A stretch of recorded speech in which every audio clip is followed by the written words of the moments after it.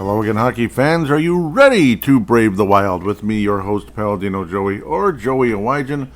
Brave the Wild is available on all of your favorite podcasting apps and also on the Hockey Podcast Network, also known as THPN. It is a great pleasure to be back and forth with you once again today.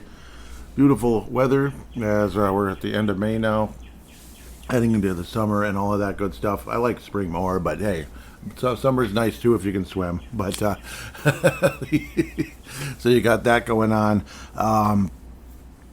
Where am I even going to at the end of the day? Other than that, just happy to be back talking hockey with you, and hoping there's a fun, entertaining summer up and coming. And there should be. We've heard it before though, like Christmas in July and this and that, and not a whole lot happened. But then there was Christmas right around Christmas.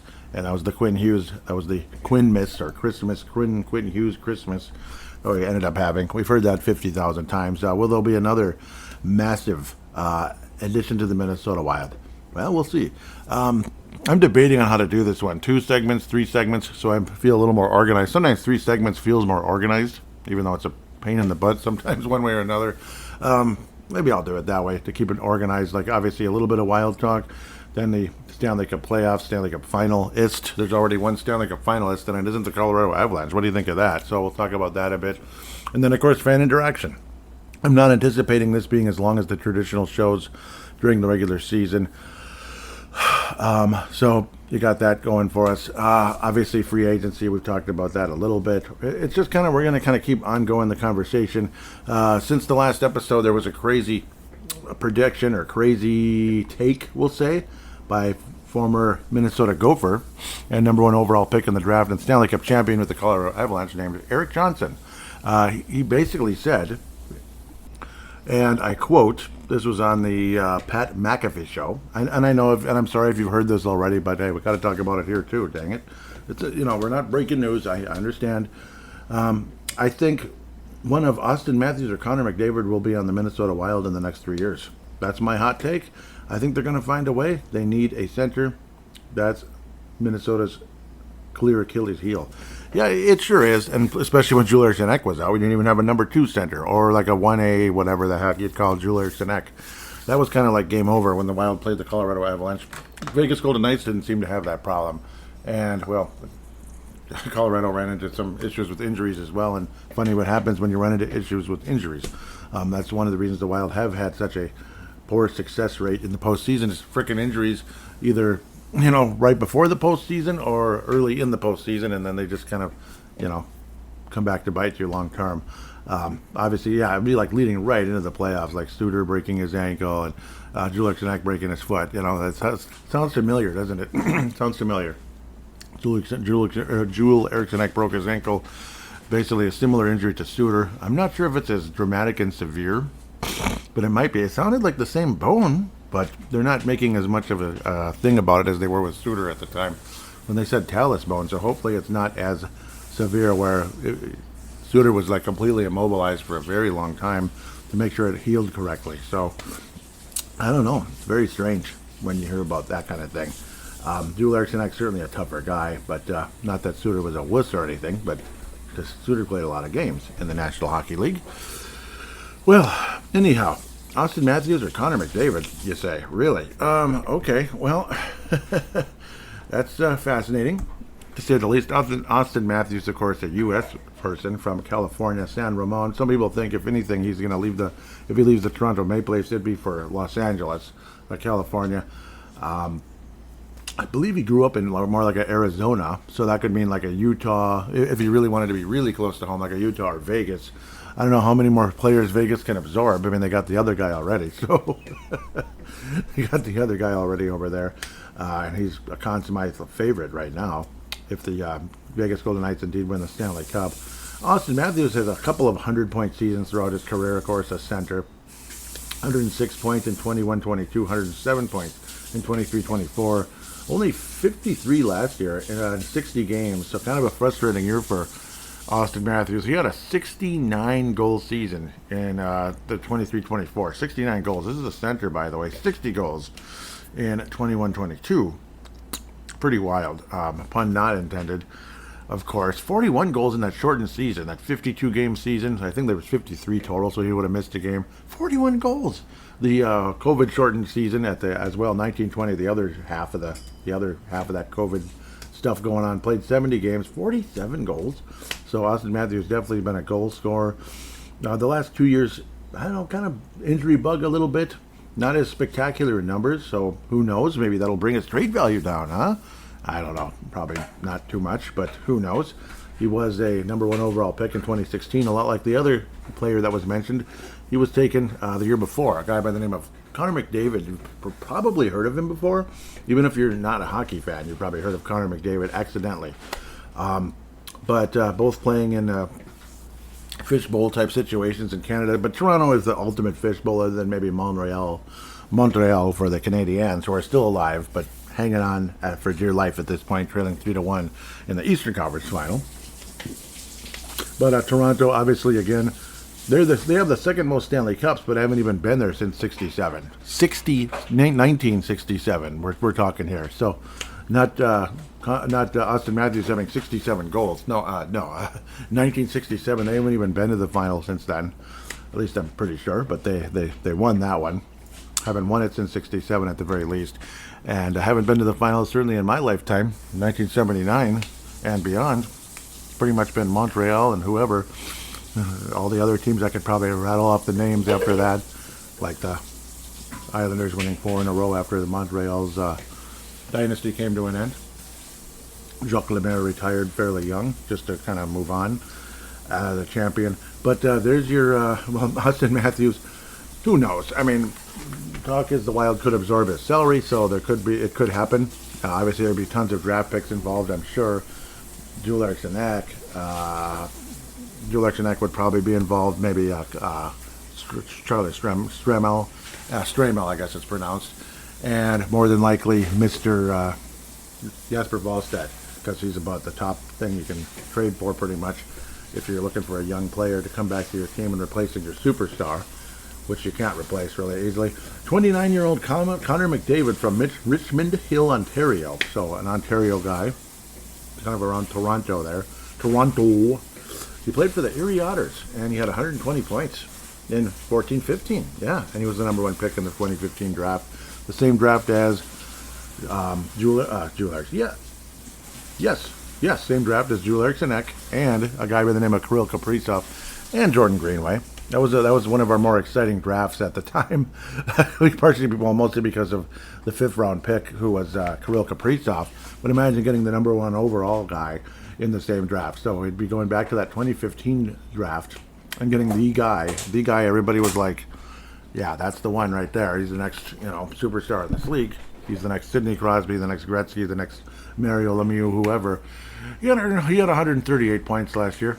Yeah, this is Connor McDavid. He had 100 assists in 23-24. That was his career high.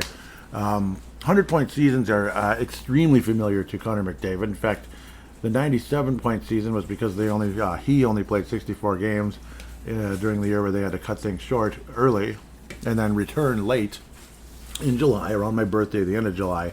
That was the COVID year of 1920. Didn't make 100 points that year, and in his rookie year, only 45 games, 15-16, because he was like a kid still. 48 points at 45 games, still over a point-a-game guy in Connor McDavid's case. Otherwise, 100-plus throughout his career. 2 Stanley Cup final appearances, a conference final where they got swept out of there in, I believe that was 22, right? They got just swept right the heck out of there. They blew past the Calgary Flames after the Flames had a dramatic series with young Ottinger in net. Crazy 7-game series of Calgary there. And then Edmonton scored like 15,000 goals in that series against the Calgary Flames. And like 9 to 6 games. It was pretty wild, kind of like that first game with Colorado, Minnesota. It was like that over and over and over again with Edmonton. Kind of similar to Buffalo, Montreal, very high scoring. Edmonton kind of kicked Calgary's butt in the end, unfortunately, because they're kind of like Calgary, dang it. But their playoff success is pathetic. But Connor McDavid, obviously, again, most people would say he's the best player in the league. I remember the conversation we had years ago with after Kirill's rookie year. You're looking at Connor McDavid's numbers compared to Kirill and all of that, and it's like they're not even on the same planet. That was Mr. Derek Felska's line during that episode. I'll never forget how he said it. It's like they're not even on the same planet. It was like insane how much more Connor McDavid was doing at the time, because Kirill was still kind of getting his feet wet in the league, even though he was a little bit of an older rookie, obviously. But what an excitement it would be to have Connor McDavid on Minnesota. His career high, let's see, what was Kirill Kaprizov at 108 in his career season, which is great. That would be equal to Connor McDavid's third year in the league back in 17-18. He's been in the league a while. That was Vegas' first final appearance and first season in existence. Pretty crazy to think about. But Kirill had 108 points, right? Connor McDavid had 153 in 22-23. So imagine if somehow, some way they could be on the same team. Who knows? It could happen. I mean, otherwise maybe Kirill goes back to Edmonton because you get the center and you keep Boldy or whatever. Maybe you lose Boldy in the deal. But it wouldn't surprise me if one of those two had to go back to Edmonton. Because, I mean, we're talking Connor McDavid here. This isn't, again, you're not trading for Vincent Trocheck here. You're trading for Connor McDavid. Vincent Trocheck, yeah, you'd be giving up picks, but nothing too crazy. And there's, interesting, cute little Twitter rumors or X rumors, whatever you'd say, with a guy by the name of Vincent Trocheck kind of dropping little, wouldn't that be something if we were playing together? It was interesting. So we'll get to that in the fan interaction segment. McDavid to Minnesota, you say?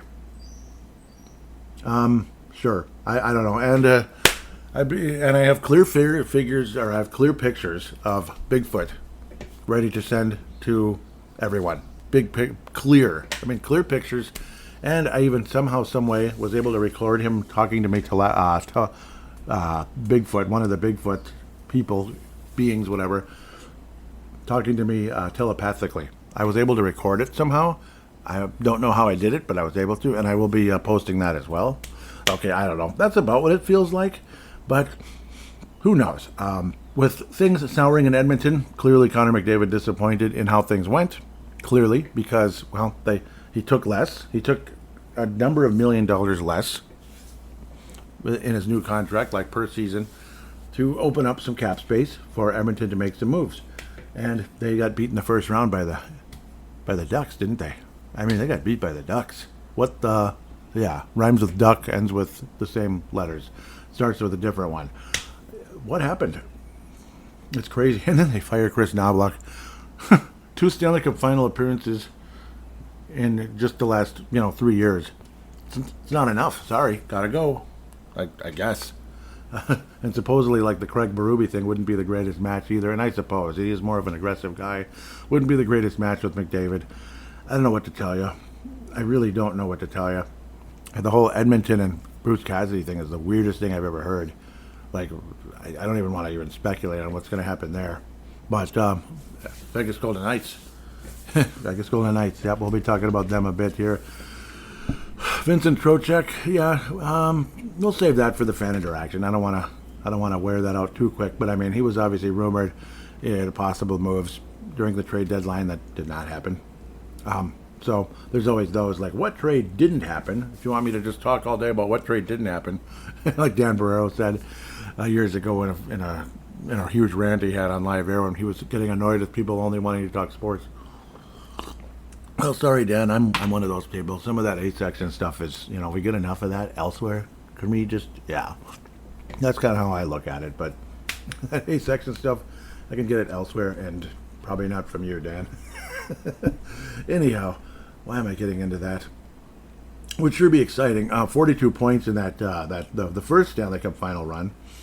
Connor McDavid had 132 points in 76 games that year, including 100 assists. Kind of Gretzky-ish numbers there, especially in the assist category. He had 42 points in 25 playoff games during that epic playoff run by the Edmonton Oilers. They went all the way to Game 7 after trailing 3-0 in the Stanley Cup final to the Florida Panthers, who looked like it was their year. It sure did. And then it's like, okay, I guess not. I mean, how do you blow a 3-game lead like that? And then Florida put the clamps down and finished them off 2-1. And imagine losing Game 7 2-1. Just gut-wrenching. Tearjerker or whatever. Connor McDavid won the Conn Smythe. It was like an easy decision at the end of the day for the voters in that one. And he obviously didn't come because he didn't. It's like, I don't care. I want the Stanley Cup. If you want to hand me the Conn Smythe, give me the Stanley Cup after that. But it just wasn't meant to be, unfortunately, for Edmonton. It just wasn't meant to be. At the end of the day, 33 points, almost as good, not quite though. He had a couple of 33-point playoff runs during the course of his career, Mr. Connor McDavid. So it'd be incredible to have him on Minnesota. You can only imagine his hunger to win a Stanley Cup, and imagine him with, well, let's say it'd be a big three. I think one of the star players, like I think one of Kirill or Boldy would be gone. Yep, I do. I think one of the three would be gone. Let's imagine Boldy or Kaprizov. Let's just pretend it's Boldy, unfortunately. Either one of them leaving would suck. Let's be honest about that. Either one of them leaving would suck. But then you still have Quinn Hughes, McDavid, and Kaprizov. Imagine that. Wow. Yeah, and yes, you probably would have to give up one of them. And maybe for salary purposes, maybe Kirill. And keep Boldy. And he's a little younger, too. Maybe Kirill goes to Edmonton. What the heck? You know, it would be easier for the Edmonton Oilers fans to swallow, too. Maybe Kirill. But I don't know. Wouldn't that be something? Kirill for Connor. Something like that. I don't think it'd be straight up, though, unfortunately. But just saying. But who knows? Maybe it's Boldy and some other pieces. It'd be a pretty exciting trio, though, no doubt about that. The crappy part is if you do have to lose Jesper Wallstedt because you need good goaltending. What was the problem in Edmonton? Goaltending. So you wouldn't want to have Tristan Jarry being the Wild goaltender necessarily. So I don't know. Who knows what the heck would happen at the end of the day? But it'd be interesting. It's fun to speculate about stuff like that. What am I pressing here? So obviously, since then, the Wild have not made any significant moves of any kind that I know of. Obviously, you got the salary cap situation. Kaprizov signed until 2034, the summer of 2034. It's pretty long. The contract is just starting too. We're just absorbing it now. Boldy is signed until 2030. Sorry. Drew Eriksson is signed until 2029. Foligno, Marcus, 2 years remaining. $8 million, 4 per. Ryan Hartman's final season potentially. He could be a trade bait piece or whatever, trade chip. That season expiring. It almost sounds more like an NBA thing where you trade for expiring contracts, but I think you do that in hockey too, don't you? Sometimes. Nick Foligno's a UFA, and obviously the conversation of which free agents would you like to bring back. Michael McCarron would be great. I'm sure they'd love him. The only fear is, was he this good because it was a contract year? Like, how many times has that happened before? Where it's like, it's a contract year. Oh, and he was unbelievable, and boy, you'd like to have him back. Then they come back and they're just meh. Kind of like a guy by the name of Marcus Johansson historically, until it's like a contract year every year. Well, if you're going to bring back Marcus, it's got to be 1 year. Marcus Johansson, though, is 35. Like, I think if in a perfect world, both of the Marcuses are not on the Wild next year, and you have, just someone else. Obviously, if Marcus isn't here, I doubt Nick would be. Otherwise, it's like maybe a package deal. If Nick wants to come back for about $1 million or something, 1.1 or something, but where he'd be kind of an insurance guy in that fourth line. More of an insurance guy rather than like, yes, he needs to be in the lineup and he's playing well. He's going to go on the third line. Second line would be stupid. And I think Marcus Johansson should never see the light of day on the second line again. Just because it's, if he's a third liner that can score, fine. Why do you have to move him up? You know what I mean? It's just, I don't think he should be on any scoring line type of thing, like second line, first line type of situation. Bobby Brink, restricted free agent. Yeah, we're still waiting on that. He's arbitration eligible. He's 24. He's from Minnetonka. We all love Minnetonka if we can afford to live there, but or just go there and hang out for whatever reason, get on the boat or something. If either you or somebody you know has a boat, and that'd be fun. And so we'll see how that all turns out. Danilo Yurov is facing restricted free agency in just 2 years. Crazy. Time flies, doesn't it? Hunter Hayes facing restricted free agency in a year. So that's kind of a pain, but we'll see how that turns out. Oh, boy. Excuse me. So, again, looking at the salaries and such. Yep, Damon Hunt is restricted free agent right now with arbitration eligible. I'd like Damon Hunt back on the Minnesota Wild. Bogosian and Petrie, God bless you guys. I mean, seriously. Great careers. God bless you guys. If you re-sign somewhere or you return to the league with a different team, I've been wishing you the best. I can imagine Petrie retiring. Bogosian might retire too. I mean, he had a hell of a year in terms of being banged up and such. So I don't know what to tell you there. Kierstad's more of that minor league kind of guy who can be thrown in once in a while. Jake Middleton's got 3 more years in his contract. He's actually the second. He's got the second longest remaining term on the Minnesota Wild for defensemen, behind Brock Faber, who becomes a free agent in 33 at 8.5. And the way he played this year, 8.5 is starting to look more like a bargain than kind of pricey. It's looking a little more like a bargain. So that's going to be interesting. Quinn Hughes talking about money and long term. Well, it's coming. It's coming. I think he's staying, and we'll find out for how much and for how long. Jared Spurgeon, unrestricted free agent at the end of this next year. So possibly as he dealt the way. I don't know, but we'll see. Jonas Berdeen, 2 years remaining at 6. It's a cheap price for a guy that can play when healthy and everything, but I don't know, man. So there's those frustrations and such. Jesper Wallstedt next summer would be restricted free agent arbitration eligible, but I'm sure you can sign an extension at any time, I believe. But we'll probably wait till that point, till we get into start talking more exciting stuff with Jesper Wallstedt, unless he's traded, of course, in the offseason. Philip Gustafsson isn't a free agent until 2031, and he's making 6.8. So interesting. Wish you could switch the 2 goalie salaries around. Wouldn't that be nice? I'm sorry, Philip. I'm just saying. Maybe the same amount, but final year. I don't know. Oh, Lord. So there's a little bit of look at that ongoing conversation with the salaries and such. I don't know. I don't want to bore you with numbers all the time. You might feel like you're in a work meeting or something. So the sales have been flat a little bit the last month, and it's like, can we just go back to work? I don't want to sit here listening to this. So sorry about that. So yes, we'll see what happens with the upcoming free agency. It's going to be free agency and trade season and all that good stuff. It's going to be extremely fascinating. For now, we'll take a quick break and return to talk about the postseason here with the remaining teams and teams leaving as well.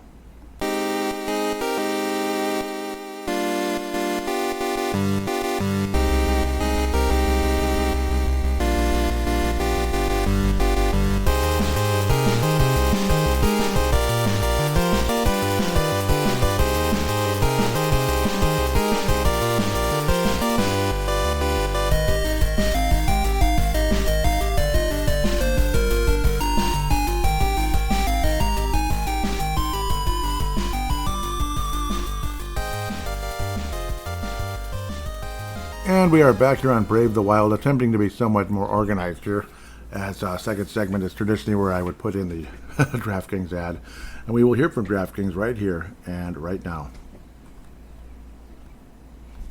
The Stanley Cup playoffs are here, and DraftKings Sportsbook, an official sports betting partner of the NHL, has a new customer offer. When the ice gets coldest, the best players in the world show you exactly who they are. Playoff warriors turn it up round by round, and DraftKings turns it up with them from the first round all the way to the Stanley Cup final. Bet player props. Bet live from the opening face-off to the final horn. Every moment matters. New DraftKings customers bet just $5 and you get $100 in bonus bets instantly. Download the DraftKings Sportsbook app and use code THPN. That's code THPN, so you're ready for the moment. Again, THPN for the Hockey Podcast Network. Turn $5 into $100 in bonus bets instantly. In partnership with DraftKings, the crown is yours. Gambling problem? Call 1-800-GAMBLER or 1-800-MY-RESET. In New York, call 877-8-HOPE-NY or text HOPE-NY. In Connecticut, call 888-789-7777 or visit ccpg.org. On behalf of Boot Hill Casino and Resort in Kansas, wager, tax, pass-through may apply in Illinois. 21 plus in most states. Void in Ontario. Restrictions apply. Bonus bets expire 7 days after issuance. For additional terms and responsible gambling resources, see sportsbook.draftkings.com/promos. Limited time offer. Copyright 2026 National Hockey League. All rights reserved. And to the playoffs we go. The final horn and the Warriors and all that good stuff. Yeah, I wish our Warriors could have survived because who knows? It's funny. Just imagine. Because Kel McCarr was hurt and all that stuff. And, well, he was healthy enough to knock the Wild out, unfortunately. And the Wild blew their 3-0 lead. Yes, they did. The Wild blew their 3-0 lead to the Colorado Avalanche. And lost in 5 games. They were gentlemanly swept when it could have been a 6 or 7 game series.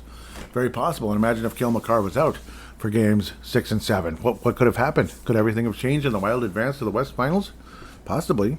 Especially if a certain guy by the name of Joel Eriksson Ek didn't have a broken bone. Or Jonas Brodin. See, that was the thing. That's why they never came back. They had broken bones. Broken bones don't just, it's going to be about like a week. He's day to day. It's just a broken bone. Like BFD, he'll be back. No. It's just pain tolerance. No, it's a broken bone. I was hoping it was just a pain tolerance thing, like, say, in some ways with Mr.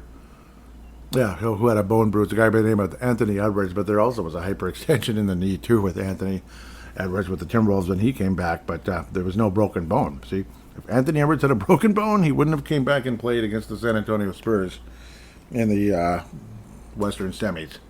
Unfortunately, both teams were knocked out in the semifinal rounds for the Western Conference in the NBA and the NHL, the Wolves and the Wild, of course. But it would have been like, oh my God, we got past Colorado. Vegas? Oh, we're going to win this in 5. And then the chances are it might not have turned out that way. Because, yes, Cale Makar was out. Not for the whole series, but for the first 3 games, Cale Makar was unavailable. And it was a frustration. Actually, the first 2 games. Huge frustration for the Colorado Avalanche, and they lost both of their first 2 games. The Avalanche went up 3-2 in game. The Vegas Golden Knights went up 3-0. And they were about to blow a 3-goal lead. But the third goal never came. And Vegas scored on the empty netter. Something the Wild just, for whatever bleeping reason, couldn't pull off during that stupid Colorado comeback because we were just staying back way too much rather than trying to be somewhat aggressive and finish things off. Minnesota played to not win. Vegas played to win. Even though they were blowing the lead, but they were playing against the Colorado Avalanche even without Cale Makar. There was still some firepower there. Oh, there's still firepower. Obviously, they're not as good without Cale Makar. As good as McKinnon is, Makar is probably the best player on the Avalanche, if not the best player in the league right now. He's a top 5 player in the entire league, Cale Makar. So, yes. But still impressive, the fact that Vegas was able to finish them off despite possibly giving up that lead. They played to win, and they won. And they never lost a game in the series. The Vegas Golden Knights sweep the Colorado Avalanche in the Western Conference Final. So who knows what could have happened if the Wild wound up with Vegas. Odds are, if it was Minnesota and Las Vegas in the Western Final, with the way things have turned out and the way Vegas has kind of gotten better and better and turned it on, it looked like Anaheim was going to give them a hard time. It looked like Utah was going to give the Vegas Golden Knights a hard time. A lot of people believed Utah was going to knock Vegas out. I was sticking to Vegas in the West Final. That ended up being accurate, but Stanley Cup Final?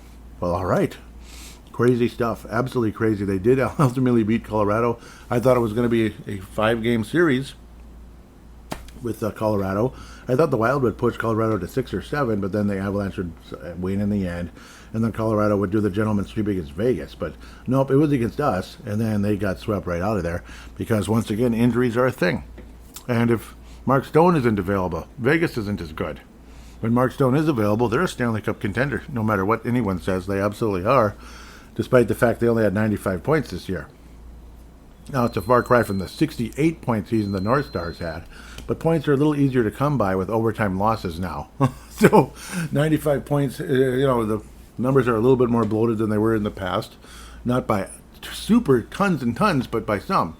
In a lot of cases, it could be up to about 10 or plus times. Just look at the overtime loss category. Those would have been 0 points back in the day. Some teams might have 17 of those. Who knows? Or at least 17 ties, which the Wild used to get like 20 ties a year. It was ridiculous. Another bleeping tie. I think we all hated that. So I don't miss the tie, as cheap as a shootout can be. Ties are boring, man. Teams just play for the tie. Just get out of here without getting hurt and get the point and all that. That got kind of old over the years, so I don't miss the ties. Gosh, it's crazy to think that's 20 years ago this summer is when that rule changed. It's insane. When the two teams came out of that massive lockout that cost an entire season. The 04-05 season never happened. You'll always wonder who would have won the cup that year. Could Calgary have come back with a vengeance and won it? Who knows? Who the heck knows? It certainly wouldn't have been Pittsburgh because they ended up getting the number 1 pick coming out of that one. And it was a guy by the name of Sidney Crosby. Yep. But the Vegas Golden Knights ultimately get to the Stanley Cup Final. They have lost only 4 games combined with the playoffs and regular season under John Tortorella. Vegas, of course, got that huge fine at the end of the Anaheim series, and that's when Vegas started to look like, oh, with the way they just went into Anaheim and killed them. That's like, maybe they will be a threat for Colorado. It's like, probably not, but they might make things somewhat interesting. They might take it to 6, maybe 7, who knows? Little did we know what was really going to happen in that series. And again, Cale Makar being out for the first 2 games set the tone for, well, things as they went, unfortunately, for the Colorado Avalanche. So that's kind of the way that is. And the Vegas Golden Knights go to the Stanley Cup Final. In a lot of ways, you could look at them as the favorites here, because just the momentum, the fact they've won it recently, they could look as like a favorite. That, dare we say, sugar high, but I don't know if it's even a sugar high at this point. I think it's been longer than a sugar high when it comes to the new coach, the coaching change, and the way a team sometimes does get a sugar high with a new coach, whether they, no matter how much they like the previous coach or not, it's definitely a sugar high. There was some kind of, disconnect, unfortunately, with Cassidy and the Vegas Golden Knights, obviously, because it was a disappointing year until the playoffs, basically, or until the final week when, my God, they won the division somehow because that was such a weak division. Now it's like, oh, Vegas had such an easy trip to the final. Not anymore. Colorado wasn't that easy. So there's a real chance Vegas, the Golden Knights, could win another Stanley Cup this year. Getting at least to the final, it's pretty cool. 3 finals in 9 years. I do not hate the Golden Knights like most hockey fans seem to be doing. It's a popular thing to hate the Golden Knights because, they just got here and it's Las Vegas. What the heck do they know about hockey? Give me a break. They're more interested in a casino or 110 degree temperature with dry heat and all that cute stuff, and not sweating unless you're in an elevator. Because you're going to sweat in the elevator. Let me tell you. I learned that. I was only there once for a little while, and it's like, wow, I'm not sweating. Cool. Until I got in the elevator. Then the sweating took place. But, no, I mean, there's mold. I mean, I'm totally fine with Vegas being a good team, even if it was early and right away. They paid the money. The ownership paid the money to get a competitive team. After that, they did a damn good job, not only, constructing the team, especially in that first season, but making Vegas a destination for hockey. That's what they did. They made Las Vegas, a destination for hockey. That's why you're seeing, players wind up in Vegas versus like, that'd be weird. So far, the Las Vegas Raiders haven't been able to pull that off. It looked like at first, like it was a little bit of a sugar high, so to speak, with the Las Vegas Raiders playing in, the Las Vegas Raiders playing in Vegas. But then, not too long after that, things went south pretty quick. But you get guys like Jack Eichel, Tomas Hertl, who's near the end of his career. Only 32, but apparently his skating is kind of fallen off the face of the earth. You got a couple of the old, at least one of the old misfits from that original team. But yeah, they made Las Vegas a destination. That's kind of the key. Mitch Marner is one of the, obviously a destination for a Mitch Marner as well. So it's become a destination team, and that's okay. If it's a destination, so be it.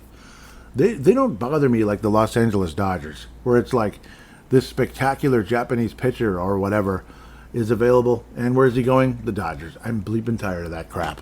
Tired of it. The best first baseman in free agency is available. He just won the World Series with the Atlanta Braves. Dodgers. The best shortstop one of the better shortstops in the league won the World Series with the Red Sox. Dodgers. It's like, that's tiring. You don't really get that with Vegas. You don't really get the arrogance of the LA Dodgers with the Vegas Golden Knights. So they don't bother me as much as like teams like the Dodgers and the Yankees years ago. The best first baseman, Jason Giambi. Now I'm dropping stuff and making all kinds of noise, so I apologize. So to Vegas, lemon and tomato juice to you guys. Congratulations. Jack Eichel, there's a big one there. Mitch Marner being a Conn Smythe candidate, even a favorite or a finalist type of thing, but we'll see. Well, he's in the finals now, so regardless, there's a real chance he gets the Conn Smythe, even if they don't win. But we'll see how that turns out. Yep, I mean, it's John Tortorella, 20-year. They said it was a 20-year gap, isn't it 22 though? like a 20-year gap since he went to the final, which is the longest in NHL history that a coach would go to a Stanley Cup final, in X year, and then 20 years later he went back finally for the first time. Yeah, John Tortorella is 1-0 in the Stanley Cup Finals. At the time, it was still the finals. They changed names of stuff in that 2006 after that lockout. The Tampa Bay Lightning, their first Stanley Cup, it was a pretty big surprise. Great team that year. It had an epic back and forth series with Cinderella finalist Calgary Flames. Went to the 7th game and pulled it off. John Tortorella won the Stanley Cup with the Tampa Bay Lightning. Almost took the Rangers there, but never got them there. It was the new coach a couple of years later that finally got them there, where they got beat by the Kings. So you finally got your New York, LA Stanley Cup final, but the Rangers did not win. Nope, it was the Los Angeles Kings getting their second in 3 years at the time. This year, you could say it's kind of a Cinderella finalist, even though they did win their division, and they did win a Stanley Cup fairly recently, and they have a lot of established players like Mark Stone and Eichel, Mitch Marner, and such. Carter Hart's been a wonderful story. He was a up-and-coming goalie with Philadelphia, the Flyers, of course. Promising, and then just kind of meh and all that. Winds up there, of all teams, Carter Hart. I mean, kind of coming around full circle there, too, as well, going from Philadelphia to the Las Vegas Golden Knights. Kind of like a certain head coach named John Tortorella. So, pretty fascinating story at the end of the day. That's why I keep going on and on about it, because it's pretty fascinating what they're able to pull off, whether you hate the Golden Knights or not. I congratulate them and I salute them. Montreal in the Eastern Conference Final, they won the first game, and everything looked promising. Since then, it's been all Carolina. 3 in a row, including a 4-0 shutout. Montreal has lost both of their home games in this series. Carolina losing game 1, it was like, ooh, is Montreal going to go to the Stanley Cup Final? Wow, they're a real threat to win this thing. Crazy to think they finished 3rd place in their division. That's how good the Met was this year. But Carolina has been one of the absolute best teams in the league this year, and since entering the postseason, they've been ridiculous. They have 1 loss. One. Like Vegas has been insane as well. They have 4 losses. I guess this is all in the playoffs. Yep, they have 4 losses after winning a bunch of games at the end of the year to clinch the division title. The Vegas Golden Knights in a weak division, they escape a team that could have beaten them in the first round in Utah. I think a lot of fans actually had Utah winning that series. Vegas survives that. It looked like the Ducks were going to kind of be more of a threat than we thought, and then Vegas said, "Get the heck out of the way." But then they sweep Colorado, as we talked about 50 times already. But Carolina has 1 single loss the entire postseason, and that was Game 1 of the Eastern Conference Final. Since then, right back on the winner's circle, and the circle-shaped logo, the Carolina Hurricanes, are a game away from returning to their 3rd Stanley Cup Final, just like the Vegas Golden Knights. 3rd Stanley Cup Final.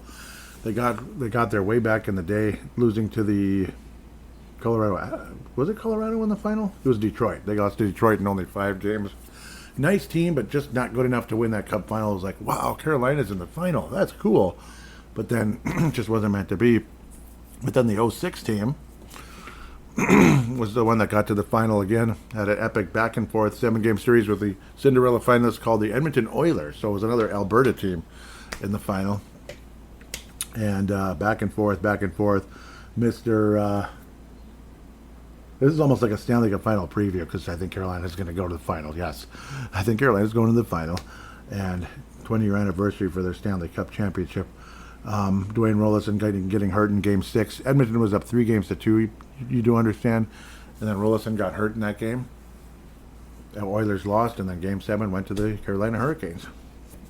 So Oilers still waiting for their first cup since the Mark Messier non-Gretzky championship in 1990. Their 5th title. Still chasing that 6th title, and they haven't gotten it. Carolina trying to get their 2nd now, as odds are they're going to beat Montreal. Montreal's been phenomenal on the road and below average at home, generally speaking, in this postseason. Despite, again, like they say, one of the most passionate fan bases in the world. But there's a lot of pressure in Montreal. There always will be. 24 Stanley Cups. Unfortunately, most of them were 2 or 3 generations ago. So there's a bit of that. And in the hockey world, we're talking 5 or 6 generations ago in the hockey world, because, maybe 10 years is a generation in hockey and other sports. But yes, I do believe the Carolina Hurricanes ultimately beat Montreal. If it's in 5, 6, or 7 games, it might be in. Who knows? Who knows? Carolina is at home. Odds are they will clinch the Eastern Conference Championship at home. The Vegas Golden Knights did not touch the Clarence Campbell Trophy. They did not touch the Clarence Campbell Trophy. I remember their first time they went to the final, they touched it. They were holding it and carrying it all over the place. And and I remember Edmonton was doing that as well, if I remember correctly, in 24. And both teams lost the final. There's that weird curse, you can't touch the trophy, that weird jinx. And I think last year they both touched it. They were like, oh, what the hell? We'll both touch it, and then who cares, you know? And that's pretty much what happened. Florida ended up winning in just 6 games. So we'll see if Carolina touches the trophy. We'll see if Carolina touches the trophy. It's going to be interesting, isn't it? So it's going to be fascinating. This series has been, it's been an interesting series. Game. Yeah, we got to wait a while. Unfortunately, it'd be Friday, Sunday, Tuesday. Tuesday would be Game 7 in North Carolina, Raleigh, North Carolina. This one's in Raleigh, North Carolina on TNT on Friday. So we got to wait till tomorrow for the possible Eastern Conference champion Carolina Hurricanes here. Prince of Wales. Can Montreal come back and win? Yeah. But will they? I don't think so. I think Carolina does go to the final, and we're going to get a matchup that I've kind of always wanted to see. I always wanted to see Vegas versus the Lightning or Vegas versus Carolina. Well, we'll get the Carolina one here. It's going to be very entertaining. Unfortunately, Brent Burns is not on the Carolina Hurricanes. He's the main guy that I felt bad for in Colorado losing. You wanted to have that Ray Bourque moment where there he is at the Colorado Avalanche. Brent Burns did not play his whole career in Boston or some other team where they went to the finals multiple years and lost. He did play most of his career with the Sharks, and they did lose the final to Pittsburgh. Boston lost, I think, 3 cups during Bourque's time there. At least two cups since being there. I think both to Edmonton, if I remember correctly.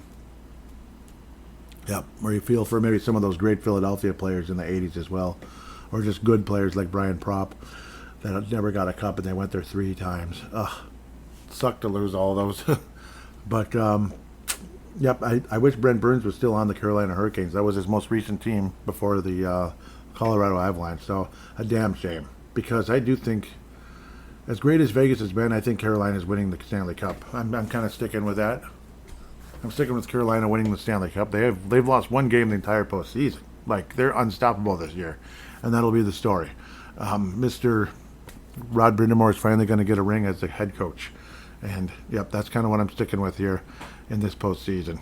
So Carolina wins, I think, that'll be a long series. It'll be like 6 or 7. I mean, John Tortorella is going to have those guys ready to go, but Rod Brindamore is going to have his guys ready to go as well.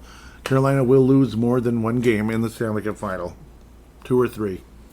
But I think Carolina wins the Stanley Cup in their second in franchise history. It'll be 2 teams that have only got 1 championship historically. One has only been in the league 9 years. And the other one was the Hartford Whalers way back in the 70s. I think they started in the WHL, right? So, like they're even weren't they like the New England Whalers or something like that at one point? I believe they were. They were like New England. But in Connecticut, of course. Ultimately called themselves Hartford. And God, I love that team. I used to draw their logo. Because, see, like in school books, like say science class, right?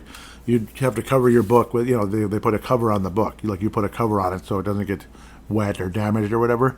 And I used to draw North Star logos, Calgary Flames logos, and Hartford Whalers logos on it. Because it's just, I love those logos, man. And I love the Hartford Whalers. A lot of people called them the little team that couldn't.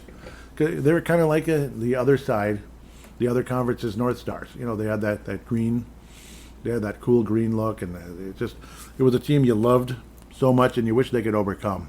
Like they'd get to this is kind of like sweet revenge. They would be the 4th place team because back then it was 1st versus 4th in the division back in the 80s and such and early 90s.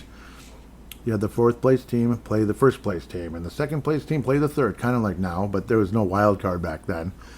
It would be Hartford in 4th and Montreal in 1st, and Montreal beat them in 5 games or something. It'd be pretty easy. The Canadiens would just blow past the Hartford Whalers and move on to something else, conference final, Stanley Cup final, or whatever. So it was a bummer. Even Hartford, the year they won the division, they couldn't even get out of the first round. It just broke your heart, years ago. You just wanted to see them succeed so damn bad. So in a way, this is kind of like a indirect sweet revenge if Carolina can pull this off in 5, because that's what Montreal used to do to the Hartford Whalers back in the day. So it'd be kind of cool to see the Carolina Hurricanes pull this off in 5, and then unfortunately you're going to have to wait for the Cup final, but it is what it is. Maybe you want a nice long series and make things entertaining, but it'd be sweet just for the old Hartford Whalers, even though it's so long ago that they moved. So long ago, just like the North Stars moved so long ago. The only one still there is Calgary, and they're terrible. Of the 3 teams that I loved all those years ago. And Calgary was always a thorn in the side for the North Stars. After the North Stars beat them in the conference final, Campbell Conference final way back in 1981, Calgary's pretty much owned the North Stars and the Wild since then. So there's that. Carolina goes to the final and wins still. I'm sticking with that. So, yes, Carolina wins the Stanley Cup this year. With that, we'll take a quick break and return to fan interaction conversation.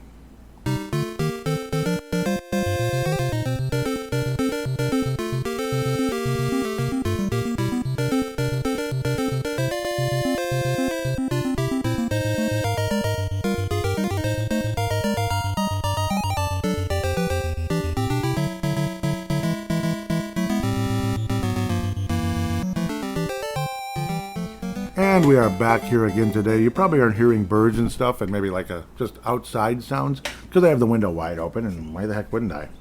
The window is wide open. If you don't like it, I'm sorry. Very sorry, actually. Very sorry, very, very. So let's try to organize things a little bit here. I didn't even press the button to have things in chronological order. I don't anticipate this being like a huge, long thing, but if it is, that's fine too. Okay, yep, just making sure everything's in order here. At Brave the Wild, pretty straightforward. The Instagram is BraveTheWild_MN. And of course, we're happy to have you on the Hockey Podcast Network as well. So, yes, here we go. Now we're talking about the, we're kind of revisiting the conversation of the O'Sullivan being like that pick that should have been more type of thing.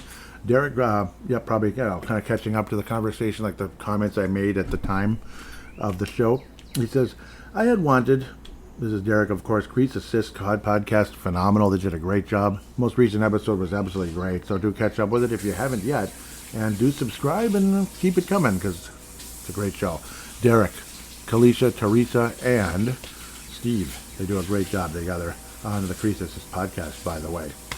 Anyhow, Derek says, at Crease Assist, by the way, I had wanted the Minnesota Wild to draft O'Sullivan. That would be Patrick O'Sullivan in the first round back then. Yeah. And when they still got him in the second, it felt like a great bonus. Burns wasn't jettisoned because they couldn't use him, but they didn't think they could afford him. Yeah, that is what it ended up being. They didn't think they could afford him because clearly he was going to be a big money guy moving forward. Clearly he was becoming better than what a lot of us originally thought. Heck, and the craziest part is he was drafted as a forward. A lot of us forget. Derek didn't forget. I know Derek well enough. Derek knows that as much as me, probably even more so. That Brent Burns came in as a forward. That's what was so weird. He came in as a forward and just looked so mediocre as a forward. He looked awfully mediocre, and it's like, okay, put him at defense. He did play some defense earlier in his life, right? Not that long before. He did play defense, and then it was like, oh, well, that's much better. It was like a perfect match. So instead of being like a mediocre winger, drafted in the first round, mediocre winger, that would have been kind of a disappointment, I think. Like, if Burns didn't switch to defenseman, there's no way he'd be a Hall of Fame player, where now it's like, yes. Is Brent Burns a Hall of Famer? Yes. It's just a shame that he can't solidify it with a Stanley Cup unless, well, maybe he wins it next year. Because I got a feeling he's coming back. I don't think he's going to retire. Even I can imagine the frustration and heartbreak. Like, seriously, we got swept? It's that bad? We got swept? This is BS. But yes, no, very true. That was the main reason they felt they couldn't afford him, which is sad. It looked like we'd gotten a haul in that trade, but it was a haul of crap, really. Charlie Coyle could play a little bit, but he wasn't Brent Burns, that type of thing. He could play, but He was just kind of a third line center, you know. He was never going to be that top guy or even number 2 guy. Bleeping frustrating. Okay, here's your cute little rumor type of thing. I was saying, should we, huh? Interesting. Trocheck certainly isn't my number 1 choice, but if he's one of multiple moves, ... eyes and blah, blah, blah. Hashtag BDW, man. That's what we always appreciate when we text back, or excuse me, when we conversate on the show. Hashtag BDW, man. That way we can keep everything organized. So, the Minnesota Wild just kind of... What was going on? So what was the tweet anyway? See, I missed the actual tweet. It said liked by Minnesota Wild and others. Oh yeah, Brock Faber was saying, thank you Wild fans, we'll be back. The Minnesota Wild just put a green heart. And then Trocheck21, Trocheck_21 with the blue check mark said, should we? Should we? Kind of like, should we? Like, shall we? Shall we have this dance or whatever? That kind of thing. And it's like, oh, okay. So Trocheck is interested in coming here apparently. Nice. Morty says, okay, Derek actually jumped in first, and then Morty jumps back in. Derek says, I would a few years ago, maybe. No, please no. Yeah, I kind of agree with that. I was saying I definitely wouldn't give up a heck of a lot, partially just intrigued by the tweet. Yep, I was partially just intrigued by the tweet, so I was kind of having fun with it because it's interesting at the very least. It's conversation for the show. Morty with that awesome North Star logo says, I would take him in a heartbeat if the deal made sense. Great at face-offs and penalty kill. Yeah, that would... Wild could use a little help there. Yes, there is that. Again, like... obviously the thing is, if that's your signature move, yep, like Derek says, no, please no. If it's a move kind of like in the background, it's... I don't know. Yeah, I mean, I wouldn't completely brush it off, I guess. Anyhow, Morty says, high assists to goal ratio, perfect fit with Kirill Kaprizov. His cap hit is also responsible. Interesting. Yep. It's a interesting conversation. Like, I can understand though, like thinking like, I don't know, he's past his prime, you know, that kind of thing, and he's not that great. I kind of want to look at, Vincent Trocheck, 5, that's not that much. It's basically a Drew Eriksson contract, but he's older, obviously. Yep, 5.625. Yeah. And his contract expires in the summer of 29. Yeah, the summer of 29. So Trocheck. Yeah, Drew Eriksson money, basically. So he'd be like an older, more veteran Drew Eriksson, you could say. Again, not super exciting, but not terrible. Certainly not terrible. We could have used his help this year, at the very least. But we'll see. I can understand, again, Derek's not too excitement about it. I was saying the Golden Knights, whether you like them or not, they finish. Yep, they finish. Oh, there was something else I tweeted a while back, too. And that's in the notifications. Yeah, I think there was no BGW men. That was my mistake. I'm going to go back. I know Marty was kind of making fun of me a little bit. He's like, really, man? You know, come on, jeez. Problem is it picks up everything. That's what I don't necessarily like. Come on. And Derek and Marty got an interesting little back and forth for a minute there. I can't find it. I swear there was a response, though, to that tweet that I made. Yeah, see, there's no tweet. There was something I tweeted. God dang it. Okay, here we go. This is it. And of course, yep, and it's like, of course, I think about this after the episode. This is like the same day. Do you realize this Golden Knights team, who many think is a sacrificial lamb for Colorado, has already done more in this year's playoff run than the Minnesota Wild did in our greatest playoff run? Yeah, meaning winning a conference final game. Yeah. The Wild actually did not win a conference final game. That's the most annoying part. Morty responds back with, geez, were the Avs missing any players in game 1 against Vegas? Yes, it was Cale Makar. Yes, I apologize for that. So I apologize for not mentioning that. I was saying, yes, you're right on that. Still frustrating as a Wild fan, unfortunately. Morty responds with, absolutely frustrating. The issue is this is the second time with no Ek. Yeah, it is the second time.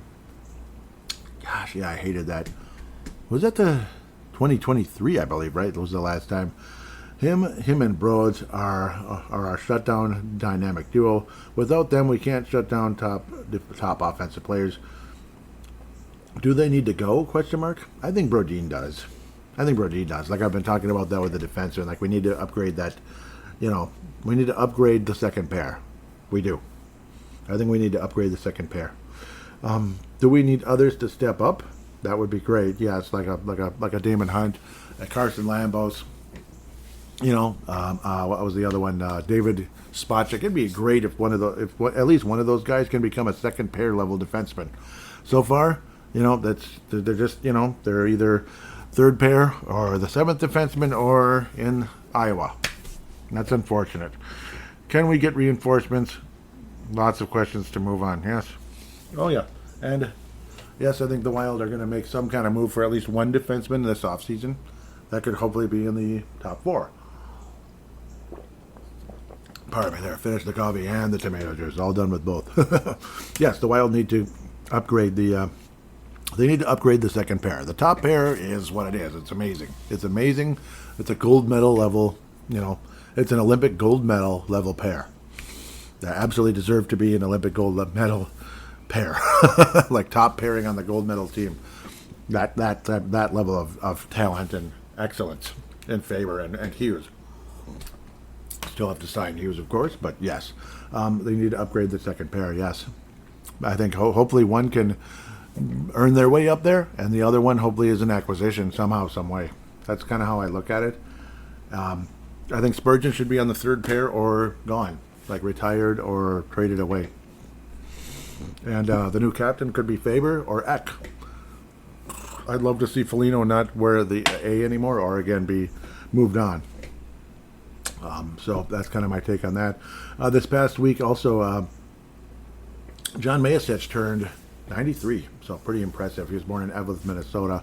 John Mayasich, 93, legendary player in Minnesota sports history, legendary in Minnesota hockey history, absolutely legendary. And greatest gopher ever and all that. So very cool, very cool. Thank you, Maury. That was excellent. I was kind of tweeting out stuff about the Vegas Golden Knights advancing, and wow, that was great. And I even posted a picture of with holding a broom. Well, the players were shaking hands. It looked like Stone shaking hands with McKinnon. Unfortunately, the broom kind of covered the screen, but I was kind of in a hurry to get it taken. Mokov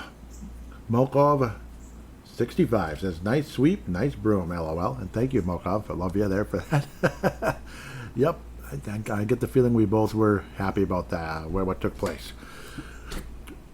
So far, Derek and I, what the heck? We didn't get many votes on our polls. What happened? It's like everybody just kind of vanished off the face of the earth because I don't know if they hate the Golden Knights or something, or everybody else. They hate the NHL right now because we're not in the playoffs.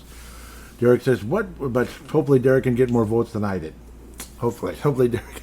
I don't know what happened. You go from it could be dozens to dozens of votes to single digits. Like what happened? But Derek still, you never know. His might really germinate into something still. What would you say was the primary reason the Vegas Golden Knights swept the Colorado Avalanche in the Western Conference Final? Please retweet, and I did. Thank you. Yep. Avs were beat up in previous round against the Wild. That's doing really well, we'll say. I'm not going to let the cat out of the bag. Vegas Golden Knights were deeper and more skilled. I actually voted for that. Yeah, I don't think these numbers are accurate because I voted for something. I'll leave that where that is. We probably are getting more votes than it's showing. This is weird. It's like it's not counting our votes. What the heck? I'll just say that. Vegas Golden Knights deeper and more skilled. That was my pick. Plus the injuries. Yep. Vegas Golden Knights more physical. Torts is a tactical genius. I did pick deeper and more skilled for Vegas. And then I also put out a poll, which, we'll get to that. At least there's comments on both of them. Again, I won't spoil Derek's poll because that's his show. Dang it. @ Crease Assist for that one and @ Brave the Wild for this one. Or hashtag, not hashtag, sorry. Who will win the Stanley Cup? Yes, people might think it's like a lame question, but it's something. Well, let's just say everyone's picking Carolina because it's not many people showing on the vote. It's not reflecting. And I think that might be something going wrong with Twitter because I really do. Mokov65 says, pardon me, I'm hoping the Canes, the Habs, have won it too many times, LOL, that'd be 24, right? Yep. I'm afraid the Vegas Golden Knights will win the Stanley Cup. They look stronger. there's a real chance Vegas is going to win the cup. Like, the Canes definitely don't have it in the bag. But right now, my vote is for the Canes, not because it's not even necessarily because I want the Canes or Vegas. I like Vegas. It'd be cool to see either one of them win the cup. Let's put it that way. Jay Bushy says, I hate to say this, but I think Vegas. They have a real shot. They really do. Annie Tess. This is more hope than possible facts, to be honest. But then you didn't say anybody, though. So I'm guessing you're thinking call out Carolina, right, Annie? That's my guess. Unprecedented says not the Wild. Okay. Ouch. Well, all right, not the Wild. And it's more of like who we hope wins. Well, you could at least say a name. That would be nice. But so far, I'd say Carolina's winning the poll. It might change. It might update, and I may update it on the next episode because I think the votes are not being reflected properly right now, and it's weird. So with that, we're gonna bid adieu. But shout outs, of course, to the Crease Assist podcast, MNW Young Guns. Thank you guys so much for everything you've been doing an amazing job. No, everything's there. Not recent. It should be everything. So weird. Yeah, it's weird. It's not reflecting anything. Twitter is acting stupid. And I do want to thank Johan, Steve Miller, Jay Bushy, and Kalisha for retweeting the recent poll. Everything got bumped there, but yes, huge shout out to you guys. M&W Young Guns, huge shout out to you. Thank you for everything you do, keeping up with the Wild prospects. And it's always that hope that new hero will come and emerge and take this team to a Stanley Cup. That was Kirill for so long, and he still could take this team to a Stanley Cup. It's just somebody to help him take the team to the Stanley Cup, like a Yurov or such. And, fun other prospects that are going to come into the system, and like a Charlie Stramel. Charlie Stramel. So that's the hope with MNW Young Guns, keeping up with the prospects. It's so fun. And guys that are already on the Wild that are young and up-and-comers still, like Danil Yurov. So with that, I want to thank you so much. Minnesota Wild Global as well on Facebook. I want to thank you guys so much for listening. We're going to do our best to keep up with things, and we'll see what happens. Carolina Hurricanes, Vegas Golden Knights will be a great final. Who knows? Maybe Montreal's still alive. We'll find out, and we'll talk about it all next week.